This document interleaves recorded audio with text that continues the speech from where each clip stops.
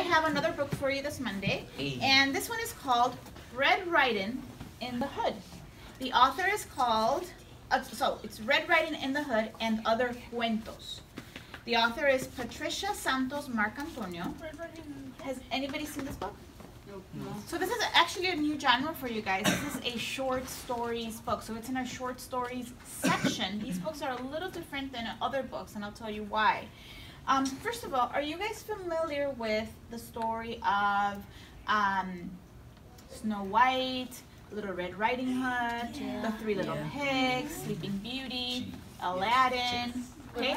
Well, you've never heard him like this before. Nope. What the author did is she took 11 classic tales and she injected them with Latino culture, turning them into fractured tales. So you'll recognize the story, but at the same time, it's different.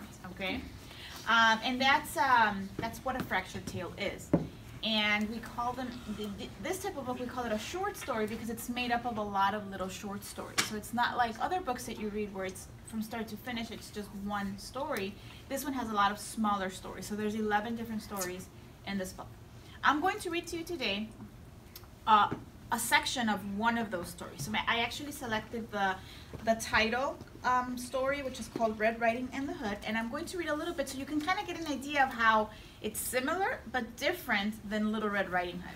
Okay, so her mom sent her to her grandmother's house, but you'll see the differences. So it says, I decided to walk and keep the bus fare. I was saving change for a new shirt I had seen in the window of the Martinez clothing store. A shirt a whole lot cooler than the number I was wearing. After a few blocks, my arms grew tired carrying the box and I knew I needed to take a shortcut. I looked up, there it was, Forest Street. I could hear Mama's voice telling me to stay away, but I didn't listen. Forest Street got its name because it was lined with the biggest trees in the whole barrio, tall and thick and blocking out the sun, making even morning light seem like sunset. As I walked down the street, the city and home seemed far away. Birds whistled a delicate, carefree rhythm. Two skinny police officers nodded to me as they walked past. I don't know why Mama says this block is trouble, I said to myself. It's quiet and kind of peaceful.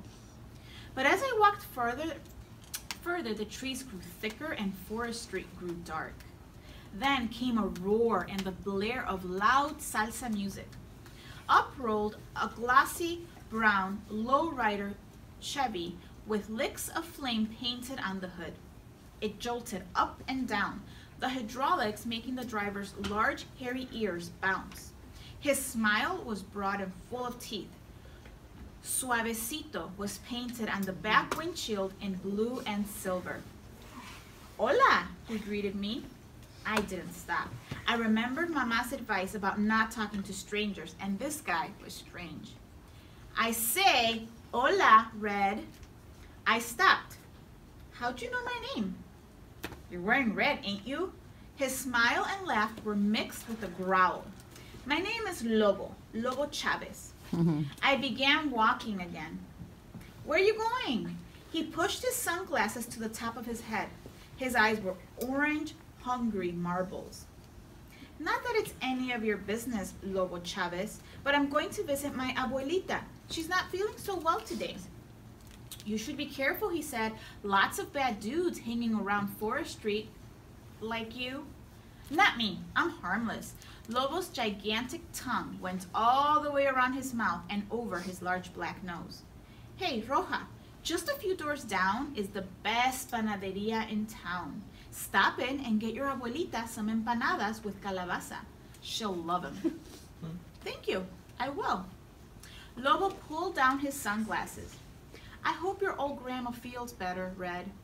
He zoomed up the street, hydraulics in time to the beat of the music on his radio. Lobo Chavez was right about the bakery. The calabaza empanadas were great. I bought two, one for Abuelita and one for me, which I ate as I walked slowly, enjoying the treat. But then I noticed the sun starting to go down, so I hurried. Abuelita's apartment building was at the edge of Forest Street. I ran up the stairs and knocked at her door. No answer. Abuelita, it's Roja. Inside, I heard scream. Abuelita, are you okay? Sí, Roja, entra, a little voice said. And I think you guys may have an idea of what happens next. So again, if you want to see how the author took those classic stories and made them into fractured tales, I recommend this book. It's most of the stories are actually pretty funny, especially if you're familiar with the original stories. Okay.